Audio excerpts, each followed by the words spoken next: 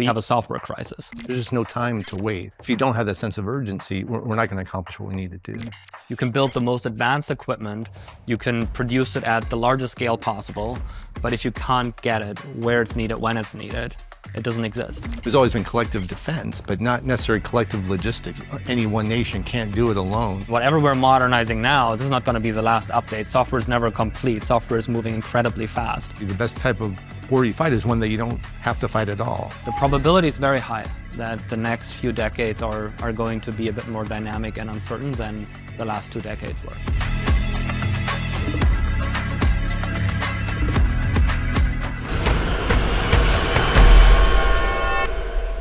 Phillip, I'd love to start things off with your story. On your ASI company page, and I quote, it says, 12 years ago, you were frustrated by Germany's stagnant approach to national security and its economic degrowth mindset. Tell us about that moment in your life and why you came to America. Grew up in Germany, spent some time in the UK, and then pretty much after college, so this is about 2011, 2012, wanted to basically figure out like, hey, what am I going to do in my 20s? I knew I want to be in a fast-paced, demanding environment. But what I found in Europe was like most of my friends just wanted to party. Germany just decided to pull out on nuclear energy, to become fully dependent on kind of cheap Russian gas. And then like the top 5% in my friends and social network kind of glorified consulting to go into consulting. At the same time, like the government made it as hard as possible to build anything, like from starting a company to venture capital. At the same time, while all that kind of happened and while I observed that and internalized it, I heard about Silicon Valley. And I was like, that sounds like an interesting place. It sounds like everyone is just obsessed with building and technology. And so a friend of mine and I, we basically traveled to Palo Alto, stayed in a hacker house, and in many ways never went back. So for the first 3 years, I slept on bunk beds and ate frozen food from Trader Joe's, but it was the most exciting environment to be in. Everyone was building in that hacker house. Everyone was thinking startups and technology. And fast forward, I now probably spent nearly as much time or even more time in the US than I did in Germany. Our second daughter was just born here in DC last week. And in many ways, I lived the American dream. Everything that I did, everything that I learned, none of this could have been built, I would say, somewhere else. It was the ecosystem, the ethos, the energy, the people that enabled that. And I'm very grateful, but also determined that was very much the right decision on where to go. I love that. And you actually started your career in the world of autonomy and autonomous vehicles. Can you talk about your career journey there and what brought you to ASI? Yeah, I mean, when KD, Lucas, and I started ASI, I would say we were kind of the ultimate outsiders. We weren't pilots. We were not in defense before. We were not logisticians. We worked on autonomous driving. And so this is around 2017, 2018. Autonomous driving was very popular, very hot. And while many liked that, we didn't. I felt overly crowded, and we started this company with a simple question, which is like, what are other modes of transportation that require better software? And the first 6 months of ASI, we went to operation centers and wanted to understand like, what's the state of software, what's the state of technology, no matter if that is in maritime or in air operation centers. And I would say to some extent we expected or hoped to see science fiction. What we saw was like the most ancient software possible. And that very much made it very, very obvious to start this company. It was a mission to enable the kind of world's most critical operations and optimize the most valuable assets and infrastructure that we have as a country. And that's how we got started. Leo, I'd love to hear about you. I know that recently in the Joint Chiefs, serving as the Director of Logistics, 3-star General, you just retired. What brought you to ASI? Yeah, so I spent over 30 years of my career in the military starting with air mobility operations, and then last 7 years really logistics. So after I retired, I got the advice to kind of give yourself about 6 months to figure out what's next after doing something for that long. Although I knew what I was passionate about, which national security, logistics, optimization type things, and had a chance over that 6 months to meet different companies, see different technologies, and see a lot of things going on there. But I had a chance when I met the team, Phillip and the team at ASI, just something unique and something, I guess, compelling to me. One was, while distribution platforms and planes and ships are all quite important, it really comes down to the data. To be able to access that data, to be able to optimize and figure out what we need to do. That was something I'd say struggled with in the Department of Defense, to be able to just access and then to be able to understand and be able to really optimize the things we need to do now in the future. So the combination of that piece being an exciting startup, being exciting to not just support the military, but also the whole commercial sector, which is hugely important for both. Absolutely. And can you tell us a little bit more about your career prior to ASI? Sure. It started off, actually was initially going to be an engineer. I went to graduate school for industrial engineering, optimization type things, neural networks back 30 plus years ago, before we really had processing power to do that. Then quickly went into pilot training and then flew mobility planes for many years. But last really 7 years or 8 years ago, my first real foray into like really broader logistics. I was a director of logistics for U.S. Africa Command out of Stuttgart, Germany. And that was also during the pandemic, but just working with Department of Defense logistics and infrastructure, trying to move around Africa, just the size and scope. And then you add on the pandemic, and then went to Japan for command assignment, then came back to the joint staff as a director for logistics with Ukraine going on, support for Israel, everything else. And just realizing challenges with our defense industrial base, challenges with what we have. And really one of the main efforts there was really that data software piece, which we just weren't very good at, trying hard, but had a lot of catching up to do in the Department of Defense. Makes a lot of sense. So you've been all over the world, and we're just seeing these common core challenges across everywhere you were. A lot of it is around data and software. Well, I'd love to kick off and first talk about the air domain. So obviously ASI got its start in the aviation space. It's an area where we've seen a lot of challenges. On the one hand, we as consumers are told that flying is the safest mode of transport, and statistically that's correct. On the other hand, we're seeing headlines every day. We're seeing news about air traffic control shortages, staffing challenges. Can you just help us paint a picture of the aviation industry and what the state of play is? Yeah, absolutely. I mean, I think first of all, it is definitely by far still the safest domain, right, and mode of transportation. But we're fundamentally looking at three different problems. First one is staffing. So there's a significant staffing shortage right now in the industry. Why is that? Why is that? You've seen a lot of retirements throughout the COVID pandemic. Training was not happening at the same speed during the COVID pandemic. I would say in general, or more broadly beyond air traffic control, I would say the industry might have also lost a little bit the ability to attract the very, very best talent. And we can talk more about what that also meant for software. So we have a staffing shortage on one hand, then we equally have a software crisis. We got legacy software that is faltering, that is falling apart, that is, whenever it happens, you have these massive outages that are incredibly consequential to the entire industry. And then you got very outdated infrastructure. I would say what is not talked about enough is how they are actually all interconnected. Let me give you an example. Like staffing and software go hand in hand. If you have better software that is much more intuitive, you can train people much faster.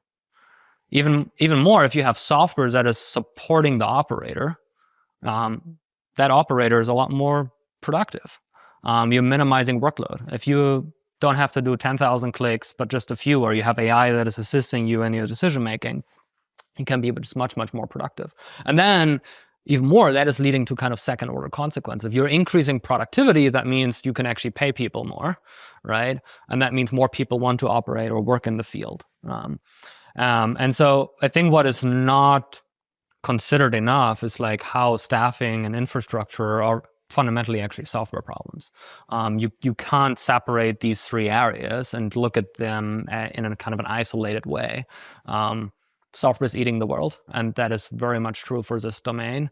And I think internalizing that, and as there's a mandate to modernize now and pull this sector and this industry forward, like looking at it through the software lens is absolutely critical. And I think some of that is happening. And it sounds like there are all of these challenges, but they're sort of being looked at in silos. It's like people are trying to say there's a people problem here, there's an infrastructure problem here, there's a tech problem here, but actually these things are all connected. And if we can modernize them, that's how we're going to be able to move faster. Absolutely. And you're training a new generation, right? If you're training a 25-year-old air traffic controller, like that individual grew up with iPad, Snapchat, etc., right? Google is using Google Maps when they drive a car, right? The generation that has retired or is about to retire, they grew up with IBM green screens. Like they are familiar on how to use that technology. They use that technology for the last 30 years. But the new generation that is being trained now, they're not familiar with those legacy tools. And I think it's absolutely essential that software is being modernized and is being brought up to speed what people are used to use from a software quality perspective. And actually, I'd love to double click on that. We're here at the American Dynamism Summit in Washington, D.C. We all are grappling with the fact that there was a tragic accident here in our city just a couple months ago. A commercial airline collided with a military copter. Phillip, I believe you were at Reagan National Airport at the moment that happened. People assume that, good safety records equate with good technology, but it sounds like we're actually dealing with a lot of legacy technology. Yep. Can you help us understand what that looks like today? The way I would frame it is it's very much a philosophy problem. The philosophy on what software should look like might be a bit broken. And I think it boils down to three issues. So the first one is software and compute are very much connected. So what does that mean? If you have software systems that are deeply coupled with the compute power, it's very hard to modernize anything. Specifically, if you're dealing with an industry where you have facilities all over the country. So you cannot just launch an update over the air and like all the software is updated. That doesn't work. No, you would literally have to go from facility to facility to update the software or patch things if that is needed. And then every single time you're running at risk is like, okay, can the compute actually handle that new software update? The first part that really has to happen is when we think about modernization, is like, how do we separate software and compute? It's essential because, again, whatever we're modernizing now, this is not going to be the last update. Software is never complete. Software is moving incredibly fast. So the separation of software and compute, absolutely essential. The second part is, historically, software in this domain has been built as if it would be hardware, while the entire world is moving towards a direction where even the hardware companies build hardware as if it would be software. So it's in many ways the inverse, all right? So whenever there's a modernization effort, and no matter if this is like with the government or on the commercial side and air operations there's usually a need. A program is started, it's being funded. The first thing that happens is like 1,000-page documentation is written. Already tens of millions of dollars are spent on just writing the documentation. No software built yet, nothing shipped, nothing works yet. It's just the documentation, right? So now we're already tens of millions of dollars into just documentation. And then over the next 10 years, like for hundreds of millions of dollars, like software is being written from scratch for that particular problem area or against those requirements. And then like 10 years later, like all that is magically considered like working and finished and it's being rolled out. Obviously by that time it's already out of date and antiquated because like the state of technology has changed a lot over those 10 years. And then it's somewhat maintained for the next 20 years, right? But that is, I mean, we all know this. This is not how software is built, given how fast it's changing, how fast it's moving. And so I think that is the second kind of area that needs to change. And then the third one is that the companies that historically participated in the space can no longer attract the very best software engineers. Like the very best software engineers do not want to work in that ecosystem and with those structures. They want to build rapidly, right? They want to build close to the user. They don't want to be handed a list of like 10,000 requirements and then just write code against that. But the combination of what all these things meant is like you are basically in the setup that does not produce the software that should be produced. And then if you wrap all of that into kind of an acquisition framework that is incentivizing those philosophies, you got a really big problem at hand. And that is kind of where we are right now. But I think things are about to change. And we may talk about this later, but when I just think about the Department of Defense, the way you describe that ecosystem and our challenges is exactly the same, especially in the logistics business. Within each service, like the Army and Marine Corps, Air Force, within each sub-unit as you go down are legacy systems that were programmed by great people at decades ago, but weren't designed to be able to connect and to do that. And we spend so much time trying to ad hoc systems to put together where we really should be thinking forward to have that clean sheet type of software that can be iterative. There's just no time to wait. I mean, you have to move fast, and even moving fast, it still takes some time. But if you don't have that sense of urgency, we're not going to accomplish what we need to do. And actually, on that point around urgency, we have to fix the status quo. It's exciting that this administration seems very committed to moving fast. Would love your perspective on how fast we can solve some of these big challenges. Yeah, I think things will only change if the momentum kind of stays what it is right now. If there's a real urgency for change, I think President Trump, Secretary Duffy kind of set the direction and the mandate. I think the next step is for Congress to fund the modernization efforts at the FAA. I would argue that in many ways it's one of those areas where there's strong bipartisan support for this. Like, it's very hard to argue why not to modernize air traffic control systems and why the U.S. should not have the very best software in that field. I think everyone agrees that it's the very best what we should have, right?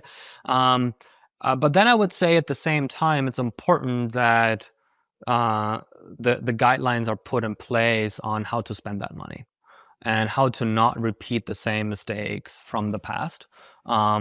We don't need to spend 10 years on custom development if we can actually purchase software that already works in the private sector, that is already commercially deployed, that we can literally just purchase and use as is, maybe make a few modifications, but it's already stuff that is available. That is a lot more efficient. That allows for much faster modernization. And it's also the safest because it's already proven, right? So I think the next two steps here is making sure the resources are there. I think it's fair to say the FAA has historically not had, or most recently has not had the resources that they need to modernize. But then making sure the structures are done the right way so we're not repeating the same mistakes over again. And when you say proven software, would love to understand what exactly you mean by that. How has ASI worked with the commercial sector and the DoD already to help provide some of these capabilities? Absolutely. I mean, give you some examples, right? So when it comes to some of the modernization efforts that the FAA will pursue around, for example, air traffic management, a lot of that software that is needed, a lot of the capabilities, we already have commercially deployed with the airlines.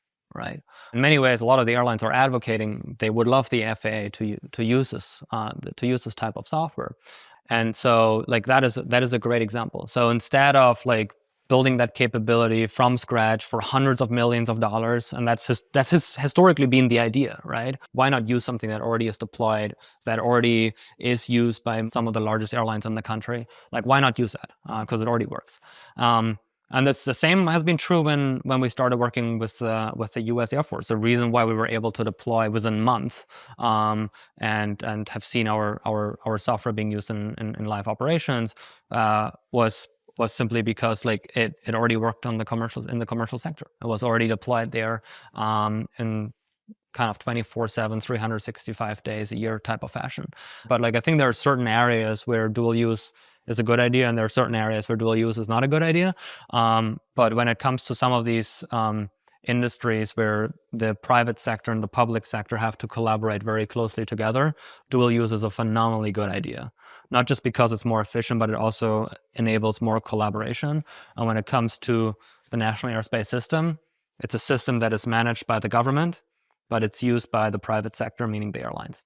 Yeah, at the risk of really bringing a Silicon Valley term to the table, there's a network effect here, right? 100%. Yeah, you want everybody singing on the same, to the same tune. And if you have a platform where everyone has access to the same data, then everything can be more efficient. Yep.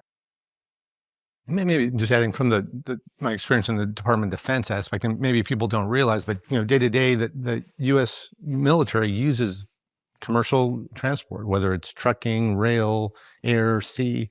And then in kind of contingent or disaster type of escalation, we would have to actually use more. So it's really the same resources, the same need for that collaboration, and that, when we need to be able to really work well together on the same system and platforms. Absolutely. And actually, that's such a great point. And that brings me to the next thing I wanted to double click on with how ASI has been expanding into areas like logistics. Can you maybe just walk us through what exactly that looks like with the DoD? Feels like a black box for many folks. And, when we say contested logistics, what does that exactly mean? So contested logistics, that's actually a military term. Every military term, we have to like definitions and doctrine and even secret stuff that we discuss. But just to understand the concept of it, and most of us order things online. I'm sure you may have done that within the last week, or if not day, or so. When you order it, you worry about the price, maybe when it might get there, but most people have no concern about where it's built or the supply chain when it gets there, unless it's going to be delayed, or you realize that there's some weather system in that. So there's any given day you can have contested logistics. It's just that the consumer, and actually even the CEOs of some companies or even senior 4-star generals, may not think about logistics day to day because it hasn't been a problem in the past. The idea of contested logistics is that whether it's weather, whether it's maintenance, whether it's other situations, you're going to have challenges. And how do you understand that, predict, and optimize? And that's what ASI, that type of software. But on the other side, from the military perspective, is that the contested logistics from adversaries will look for your vulnerabilities, which would be in our supply chain and logistics pieces. So that's where you really, to be able to outdo them and to maintain, to be able to do what you need to do, is to be able to understand where your vulnerabilities might be, have that resiliency in there and predictive to go around. But another, when we in the military move an aircraft carrier or a group of soldiers somewhere, you make that decision, but people don't often think about the whole supply chain, the tail, I guess, of that you'd call it, the food supply, munitions, everything else to get them there and get them back. But that's hugely important, because no matter what great weapon system you have, if you can't supply and sustain it and move it where you need to, it's not effective. And I really think logistics, and experts do think of it as a weapon system itself. I mean, it's your competitive advantage if you can leverage it. If you can't and you don't see it, it becomes your greatest weakness and vulnerability. So we want it to be your competitive advantage by providing this capability. It's almost like electricity or water. It's like you don't think about it working or not working until you flip the switch and your light doesn't come on, or you turn the faucet and the water doesn't run. So it's really kind of the backbone of everything. We've seen that from, I think, day to day, the pandemic, when face masks or toilet paper, things like that. But from the military, I saw that with support to Ukraine, where there's just munitions and things we are moving, and just the resources to do that, the supply chain to be able to replenish those. And as you start thinking through and potential crises and others as things escalate, you'd want to be able to be able to predict that and to understand that better. But again, it's just like oxygen. It's fine, and up until you don't have it, and then it becomes a concern. Yeah. Phillip, what's your perspective? I mean, to echo very much like what Leo shared, it's like we talked about air traffic control and air operations before. Same there, right? You just assume things are working till they don't, right? And that's why I think sometimes those sectors are a little harder to gather everyone's interest for it, or to make sure the funding is there. It's very easy to kind of spend money on kind of the fancy weapon system, the autonomous drone, the new kind of high-tech equipment, whatever it is, because it's like physical, it's like visible, etc. But when it comes to kind of I would say, quote unquote, the silent software that runs in the background that enables all of this to work, that allows the most advanced equipment to go where it's needed, when it's needed. I think that's sometimes too much a bit of an afterthought. And I think in many ways you could argue, like you can build the most advanced equipment, you can produce it at the largest scale possible, but if you can't get it where it's needed, when it's needed, it doesn't exist. Why has that been such an underserved topic? Like, because to your exact point, when we think about defense and some of these new capabilities, we're talking about autonomous drones and counter UAS capabilities and electronic warfare, we haven't been talking nearly enough about logistics. But we have just been through the pandemic. Like, we've seen the disruption in our personal lives. Why do we still have this disconnect? I think a human nature of wanting to go back to the status quo. I mean, you have all this stress and you just want to take a deep breath and go back to what seems comfortable. But we've been able to be comfortable, for the last few decades because we haven't had, kind of a global war, fortunately, or at that level. And so it takes pressure points like the pandemic to really see, here's where our vulnerabilities. And that's where there was a lot of investment taking place. But then that human nature of just easing back to the, same with air traffic control, great people working on that, but they deserve a much better software system, something of at least the 21st century to do that. And you hope it doesn't have to come to something where there's almost a crisis or something that happens to that. So the other is we've been over the last several decades just accustomed to just in time. Logistics has just been it's a cost area. You're worried about cost, reducing that, and that's all well and good if there's nothing out there threatening that supply chain. But you realize that just in time isn't in time at all if you can't get that part or that supply to need. So that's where I think in companies that I talk to and others are realizing this, that really their competitive advantage can be in that resilient and that understanding that supply chain and logistics piece. But instead of thinking of it as a cost, it should be something that's their competitive advantage, something that provides profit, or in this for the military, more deterrence and capability. Well, I want to go back to the dual use topic. Yeah. That's an area where we spend a lot of time. We think about companies that have an existing commercial capability that is doing great work in the commercial sector. They can take that exact same capability to the DoD. Can you walk us through how ASI fits into that puzzle and some of the areas where you all are going to be able to lean in? I think there are certain domains, certain capabilities where building something specific for one sector is absolutely the right way to go, right? Think of a new missile or an aircraft carrier. There's not much commercial applicability for that, right? Logistics is one of those domains where I would argue it's like the flagship example where you want to have dual use. And why is that? Leo, to some extent, already alluded to it. From a defense perspective, a lot of the capacity resides in the private sector on the commercial side. And that goes way beyond the Civil Reserve fleet, right? It's the same infrastructure that are used, the same ports, right? And guess what? Our adversaries are actually trying to deploy their software into allied ports. Like the Chinese are really good in making sure their software runs in ports. They're giving it away for free. And there's a reason why they do that, right? And then from the other side, let's say the private sector, like if you are providing mission critical infrastructure like transportation, you want to make sure you're using military grade software, like because the stakes are just so high, right? So you want these two sectors to be very close. Yes, there needs to be separation, but there's nothing better than actually running very similar, the same software stack on both sides, so that these two sectors can communicate, can collaborate, can share data when it's needed, and that it doesn't feel in the moment of crisis, oh shoot, now we need to understand like what does a software stack, what does the data structures look like on the other side, so we can actually coordinate. You don't want to figure that out when you're in the moment of a crisis. You want to have that done before. Right, and that's very much, I think, what we're trying to do at ASI. We want to make sure that the very best logistics software is the very best software to kind of operate mission-critical operations is deployed with the companies that are doing that in the private sector as well as with the government, and then enable these two sectors to collaborate. So in many ways, it's like I'm always saying, it's like the truest form of dual use, because we're not only sharing technology, but we're also enabling collaboration and communication between these two sectors.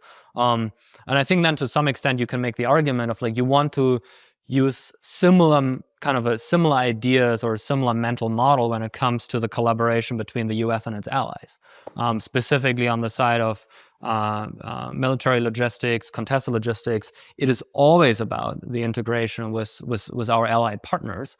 Like how can we how can we tap their infrastructure? How can we use some of the capacity that they have? How can that all be coordinated? And there are times where you want to have more separation, and then there are times where you want to have tighter collaboration and more sharing, and you need to have the infrastructure in place that allows for that. So in my previous job, I was a U.S. rep for the NATO Logistics Committee. And over the last few years in NATO, one of the changes, and we can go in more detail, but basically there's always been collective defense, but not necessarily collective logistics. Logistics was on the nation to do things, but the realization is that any one nation can't do it alone. So this idea of collective logistics across NATO, which U.S. is a member of NATO, is all kind of common sense, but they finally put it into not only an common understanding, but planning and other things to how best utilize our collective logistics capabilities and plan for that in the future. If we talk about modernizing logistics for the DoD, what exactly needs to change? Is this a policy issue? Is it a culture issue? Is it like an experimentation issue? Like, what do we need to fix here? I think it's really thinking very differently about the software. And when I say software, in this case, I don't mean like just the legacy software, but I think also what we deployed in recent years. I think the last 5-10 years, a lot of the modernization that happened was just like putting up new dashboards that are running in these operation centers on like bigger TVs, but we haven't really deployed software to the warfighter, to the operator. David Ulevich is putting it very well when he's saying like the world is getting a lot more spicy. It's much spicier now. What that means is we actually need different software. Like when the world is stable, you can operate off like near real-time displays. That means the human operator is seeing problems as they happen and then they react to it. But that's not necessarily the world we're living in. The world is a lot more uncertain now. And I think that means we need to have software that is showing the operator of like what is about to happen in the operating domain. How do they need to adjust? I would say like anticipation in many ways is a new high ground. When it comes to software, we've seen 3 evolution steps, right? The first evolution was we have compute. Right, so we had like this is in the 1970s, 1980s. We had like workstations. They were not connected. Like you input some data, and there's some optimization process or some form of processing that is happening, and then you have an output. Right. The next evolution was when all those workstations became connected. Right, the internet. Right. So now a lot more data became online. Next step from there was like, oh great, now we can extend that to the Internet of Things. A lot more sensors became online. So the big challenge was like, how do we fuse all that data, right? How do we make sure we have a great common operating picture? And I think that was very much kind of the focus over the last 15 years or so. So data fusion and like displaying that data and making it accessible very often to these critical industries and the military. I think now we're kind of at the very beginning of a new revolution, which is prediction machines, right? How do we actually build interfaces that are predicting what is about to happen? Like, what is the state of the operating domain? What is the state of the supply chain? What is the state of the assets we're operating? Not just right now, but over the next hours, over the next days, over the next weeks, and how can we forward simulate that? And that is an enormous advantage for an organization if you have that capability. And now we need to make sure we're rolling that out, and we're embedding it in our operations. Again, from an ASI perspective, like we pioneered some of that work, very specifically in the air domain, but we need to do that more broadly now across all domains, across both sectors, private and public. And then I think the second part is like we need to enable much tighter collaboration between the two sectors. We talked about that already a little bit, but the key issue is going to be how do we get more capacity ASAP, right? And like, yes, we can think about how do we build more ships and all of that, and there are clear needs for that.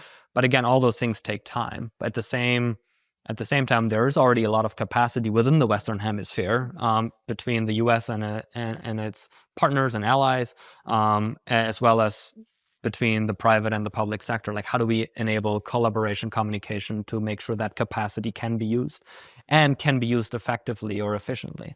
And then lastly, I think it's important that these sectors are not just an afterthought. Like how do we make sure that these sectors get like the funding and the care and the attention, not just then when things fall apart, because that means it's too late, but how do we make sure we invest in these sectors proactively before things fall apart? I mean, I think on the last point about just the funding and prioritization, I think from policy, logistics is just fundamental to everything we do and to fund it and prioritize it. The other is, and this came from your air traffic controller kind of explanation about just the skill sets that it took in the past to get proficient maybe with older systems. And so I had a big challenge in the Joint Staff as a director for logistics in creating joint logisticians. So in the military term, joint means you've got the Army, Air Force, Navy, Marines, and each of those have perspectives. If Air Force wants to move something, they think about doing it by air, Navy by sea, for example, or maybe Army by ground. But first you have to be an expert in that kind of logistics, the air logistics. That takes several years and not a decade. And then opportunities to become a joint logistics expert, which means you have to understand all of those. That takes a lot of time, and we're challenged to do that. Not that we shouldn't strive to do that, but when you have AI decision-making tools that can enable individuals to make decisions, just to facilitate, instead of taking 20 years to train someone to do this, you have software that you can be trained and still learn, but can give you the option of multimodal, to send it by ship or air, or what the best decision is. I think that's really an accelerator from what we need to do, because not that we still shouldn't train and try to achieve that, but in today's technology, we should be leveraging that technology as opposed to struggling to try to provide this one person that can kind of do everything. And if that person's not there, then you can't succeed. It's like if I'm a developer, I don't need to go out and buy a bunch of servers and rack and stack them in my garage. I can swipe my credit card with one of the cloud providers and focus on higher level efforts, actually build the software. So it sounds like there's a similar opportunity here for acceleration. Phillip, I'd love to ask you one more question, because you started to touch on the intersection of AI and logistics. If we're doing all this right and we get in a time machine 10 years from now, what are some of the problems that we're going to be able to solve, like with getting that right? One is we will be able to do a lot more with the capacity that we have available. So that's one. I think two is we will be able to harden our logistic networks in an uncertain world or uncertain state of the world, right? I think no matter how some of these crises are going to pan out, I think the probability is very high that the next few decades are going to be a bit more dynamic and uncertain than the last 2 decades were. And that means that every form of supply chain, any piece of mission critical infrastructure will be in one form or shape be disrupted.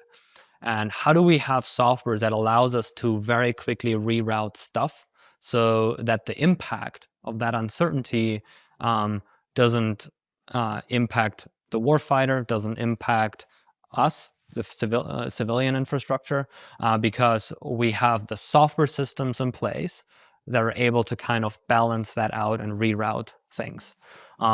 And again, I think the uncertainty we have obviously from geopolitical tensions, but equally from sanctions, also from a climate perspective, like increasingly more volatile weather has a huge implication to, for example, to the national airspace system and travel. And so how can we have logistics systems that are able to anticipate these challenges and then balance things out when needed, because you have that predictive capability?